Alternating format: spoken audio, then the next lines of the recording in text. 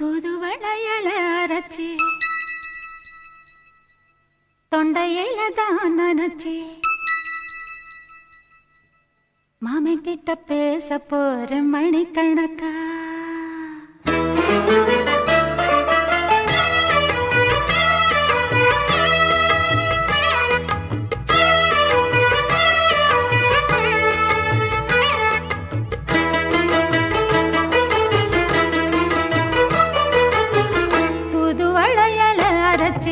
தொண்டையில தான் நினைச்சி